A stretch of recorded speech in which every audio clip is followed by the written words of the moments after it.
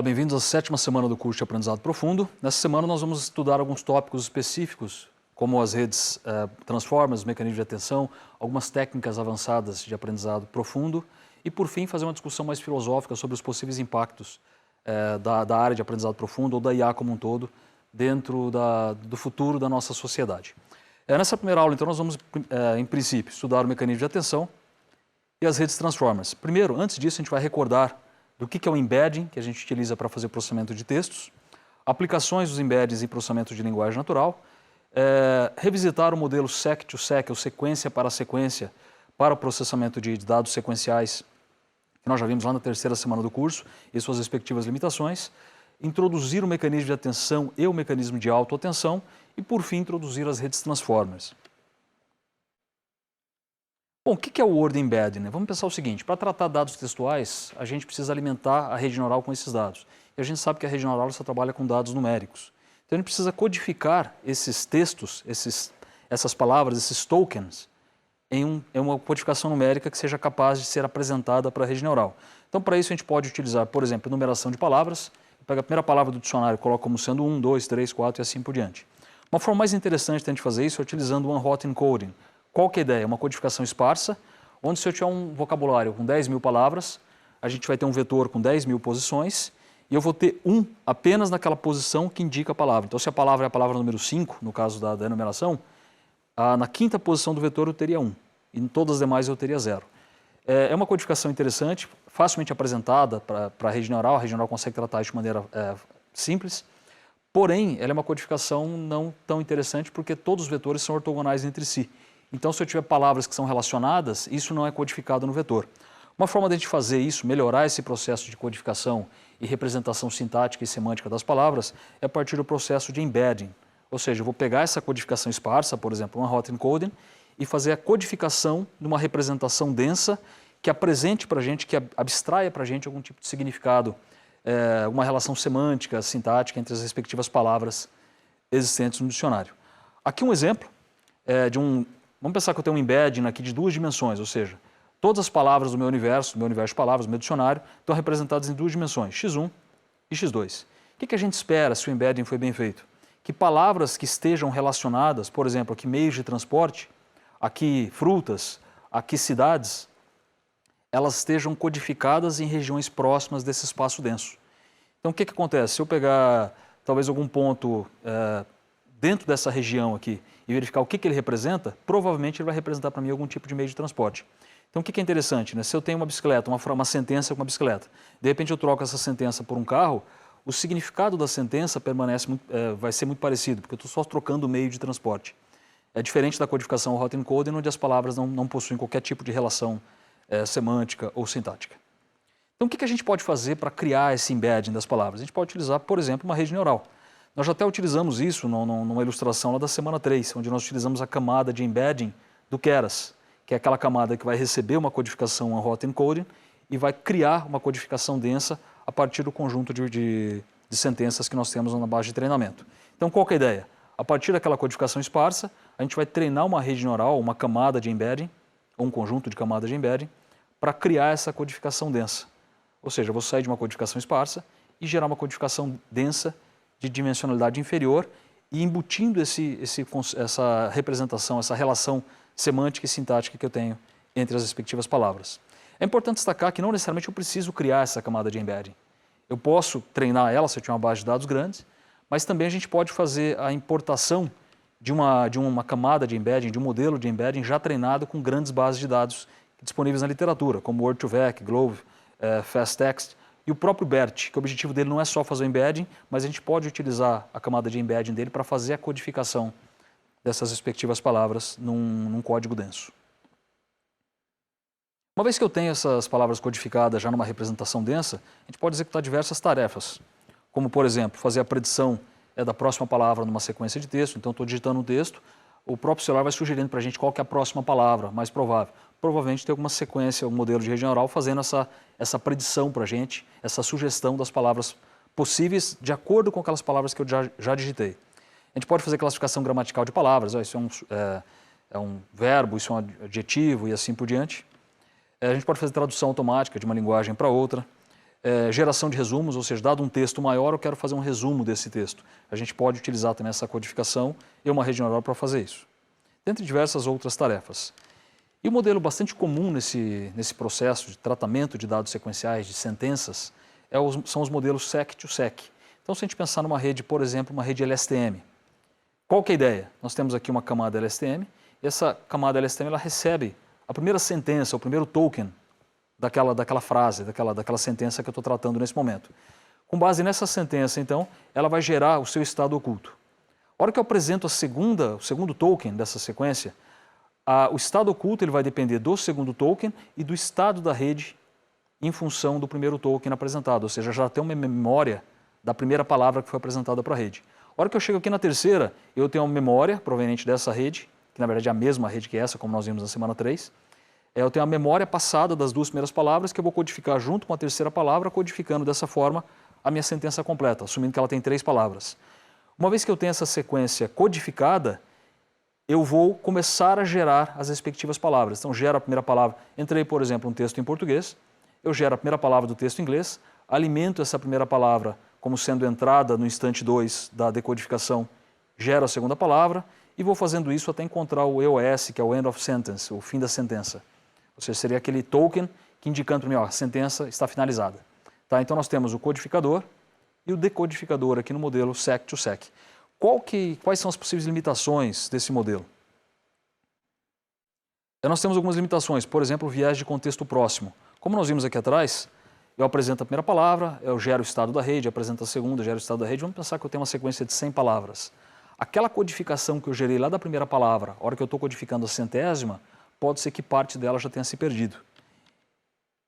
Então, o viés de contexto próximo fala isso. As últimas palavras da sequência podem ter um peso maior nessa representação e aquelas palavras do início da sequência podem ter um peso inferior. Nós temos também a limitação do limite fixo do tamanho do contexto.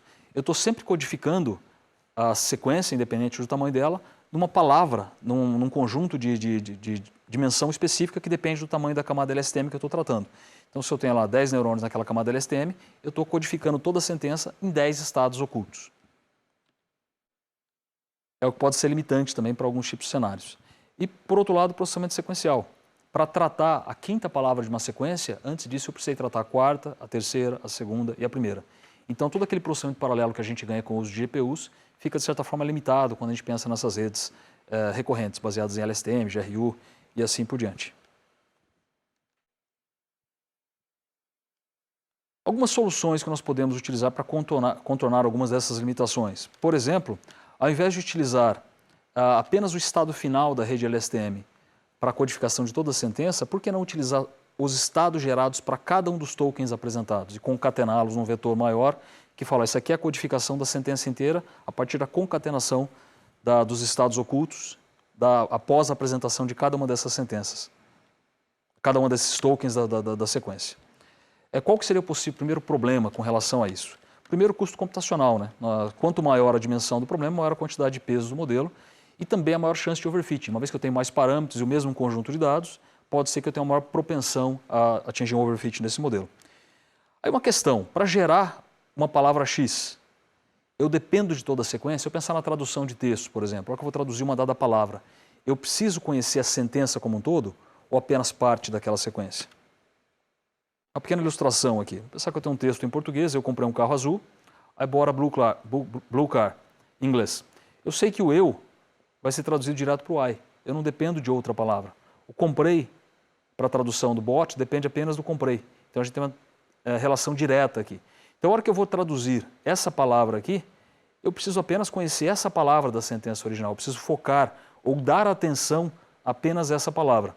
Claro que eu posso ter palavras de tradução que eu dependa não apenas de uma, mas um conjunto das palavras da sentença inicial. Ou seja, ao invés de dar atenção a toda a sentença, como eu tinha sugerido antes, a gente pode direcionar a atenção para algumas partes dessa sentença de entrada. E é isso que é a responsabilidade do mecanismo de atenção. Basicamente, nós podemos codificar uma sentença em um vetor de contexto que é responsável por manter as informações mais relevantes. Então, a hora que eu estou fazendo a tradução, por exemplo, um texto em inglês, né? The front door is red, la puerta de entrada es roja, em espanhol. A hora que eu vou traduzir o lá para o de, eu tenho uma relação direta. Eu falo, para traduzir o de, eu dependo apenas do lá. Para traduzir essa porta, door aqui, eu dependo de puerta, de e entrada. A porta de entrada tem uma relação com porta. Assim como front tem uma relação com entrada, porta de entrada. Então a gente consegue mapear diretamente qual que é a relação de uma palavra na sequência de origem com quais palavras da sequência destino e vice-versa. E um ponto interessante do mecanismo de atenção, quando a gente define essa camada de atenção, ao contrário das redes neurais em geral, que são caixas pretas, o mecanismo de atenção é facilmente interpretado. Claramente eu consigo falar, se tem um peso muito grande entre essa palavra e essa, existe uma relação forte dessas palavras, eu consigo entender o porquê que essas palavras estão relacionadas na hora que eu vejo todo o contexto. Então a gente faz o alinhamento das palavras durante a tradução. A atenção, de certa forma, ela reduz o impacto da perda de memória de longo prazo ao lidar com grandes sequências de dados. Qual que é a ideia? Ao invés de pegar apenas o estado final daquele processo de codificação, a gente pode fazer uma combinação, gerar um estado que depende desse estado final, mas também depende de outros estados ocultos que são combinados no estado para a geração daquela palavra específica, no qual eu sei essa palavra depende dessas 3 palavras da sentença inicial. Então o mecanismo de atenção vai fazer exatamente isso para a gente. Ele vai definir quais são aquelas palavras de entradas que devem ter um peso maior naquela codificação do estado oculto. Qual que é o problema desse mecanismo? Ele ajuda bastante ainda, mas ele não resolve aquele problema que nós temos com relação ao tratamento sequencial dos dados. Ou seja, ele melhora a memória do sistema, mas não a computação, ao custo computacional do tratamento das redes recorrentes. Aqui nós temos um artigo que o título é Attention is All You Need, é publicado pelo Fassani em 2017, junto com seus demais coautores, também no NIPS, que eu já apresentei para vocês várias vezes aqui. E qual que é a ideia? Esse modelo que eles propuseram, ele elimina a recorrência do modelo neural. Então, ao invés de utilizar o modelo recorrente para tratar sequências, eles propuseram um modelo que não trata a sequência de forma sequencial, mas sim como um todo. Ele adota um mecanismo chamado de autoatenção no modelo, também utiliza uma arquitetura encoder-decoder, só que como nós vamos ver daqui a pouquinho, uma arquitetura um pouco mais complexa do que uma arquitetura LSTM, que nós já apresentamos antes. E o modelo resultante desse processo, da criação desse encoder-decoder complexo com o mecanismo de autoatenção, é denominado rede transformers. Qual que é a ideia do mecanismo de autoatenção? Quando a gente pensa na atenção, eu estou mapeando um conjunto de palavras da entrada e um conjunto de palavras na saída, verificando quais são as relações. Quando eu penso na autoatenção, eu estou verificando a própria sentença. Então eu verifico, por exemplo, que se eu quiser analisar essa palavra eat, que ela está relacionada ao quê? Ela pode estar relacionada com the monkey, com banana, com that. A palavra ate, com ate. A palavra hungry com hungry. Então a gente pode fazer a relação, uma autoassociação das palavras com as respectivas dependências dessa palavra na sentença de entrada como um todo, ou na sentença saída também. Então, o que é o ponto interessante aqui? Ela cria para a gente uma interdependência, ou qual que é a importância de uma palavra para a geração da outra, ou qual que é a dependência dessas palavras presentes na sentença. Ela permite o aprendizado de relações de longo alcance. Eu posso falar, aquela primeira palavra tem uma grande relação com a última palavra. Se eu pensar na concordância, sujeito, verbo. Então, pode ser que esse sujeito dependa daquele verbo lá do final, ou esse verbo dependa daquele sujeito lá do começo. E ela é altamente paralelizável. A hora que eu vou calcular a autoatenção desse it aqui, eu não preciso ter calculado as autoatenções das palavras anteriores. Eu posso fazer isso de maneira paralela, o que ajuda bastante quando a gente pensa em processamento via GPU. Então, qual que é a ideia da rede Transformers? É uma arquitetura sequência para sequência, encoder-decoder, e ela tem diversas aplicações: tradução, sumarização, geração de texto, processamento de vídeos, dados de sequências biológicas, dentre diversas outras. E como mencionei, ele é uma arquitetura um pouco mais elaborada do que uma simples rede LSTM. Aqui nós temos a nossa camada de encoder, ou seja, dado aquela sequência, a sentença fornecida para a rede, a gente vai fazer a codificação na camada de encoder, que vai alimentar a camada de decoder, que é essa segunda camada aqui. Como que funciona o encoder? Né? Na sua proposta original, ele foi proposto com 6 camadas, formadas por 2 componentes. Nós temos 6 camadas, onde essas camadas têm 2 componentes: o mecanismo de autoatenção e uma rede alimentada adiante responsável por criar aquela codificação da sentença. Além disso, a gente também vai ter uma codificação posicional das palavras. Qual que é a ideia? Como eu estou processando a sequência de maneira inteira, em um único passo, é importante a gente saber qual que é a sequência das palavras dentro daquela sentença. Quando a gente processa de maneira sequencial, eu sei que essa é a primeira palavra, a segunda palavra e assim por diante. Como na rede Transformers a gente não tem esse processo sequencial, então a gente precisa dessa codificação posicional das palavras. E além disso também a gente tem os laços de residuais, ou seja, indicando que a saída do mecanismo de atenção alimenta diretamente a saída dessa camada aqui, e a saída do próprio codificação posicional também alimenta essa saída. São aqueles laços de residuais, assim como nós vimos nas redes ResNet, lá das redes convolucionais.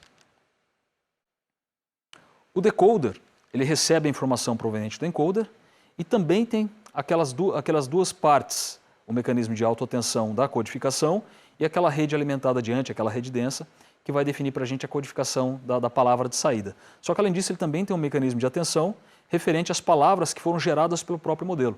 Então, na hora que eu estou gerando uma sentença, gerando um texto, eu gero a primeira palavra, eu recebo a codificação de novo e também recebo aquela primeira palavra gerada para gerar a segunda. E vou fazendo isso sucessivamente. Importante destacar que na concepção original, que está aqui no artigo, ela também foi proposta com 6 camadas, mas de acordo com a implementação que a gente encontra na literatura, tanto o encoder quanto o decoder pode ser formado por número arbitrário de camadas. Então, algumas características da rede Transformer, né? Primeiro, alta eficiência no processamento. É uma rede que processa a informação em paralelo e não de forma sequencial como uma rede recorrente. A gente tem uma flexibilidade na modelagem de relações não lineares. Ela, pela formação dela, pela arquitetura dela, pela quantidade de parâmetros, ela é uma rede que ela consegue fazer um mapeamento bastante interessante, bastante preciso de relações não lineares. E o modelo introduz o mecanismo de autoatenção, que vai além daquela atenção sequência de entrada, sequência de saída, mas a atenção de uma palavra na sequência com outras palavras dessa mesma sequência, permitindo a criação daquelas relações de longo alcance. E é importante destacar que as redes Transformers elas representam a base de alguns modelos que representam hoje o estado da arte em processamento de linguagem natural, como a rede BERT e o próprio GPT, que é a base do chat GPT, bastante utilizado nos dias atuais. Bom, o que nós vimos nessa aula? Nós, primeiro, recordamos como que é feito o processo de embedding necessário para o processamento de linguagem natural. Conhecemos o mecanismo de atenção e também o mecanismo de autoatenção, que é utilizado nas redes Transformers. E, por fim, nós conhecemos algumas características dessa rede Transformers, que ela é base para diversos modelos de estado da arte, como já foi comentado. Na nossa próxima videoaula, nós vamos conhecer algumas técnicas avançadas de aprendizado profundo, que são amplamente utilizadas ao longo do processo de desenvolvimento dos modelos. Bom, novamente agradeço a atenção de todos. Até a próxima videoaula.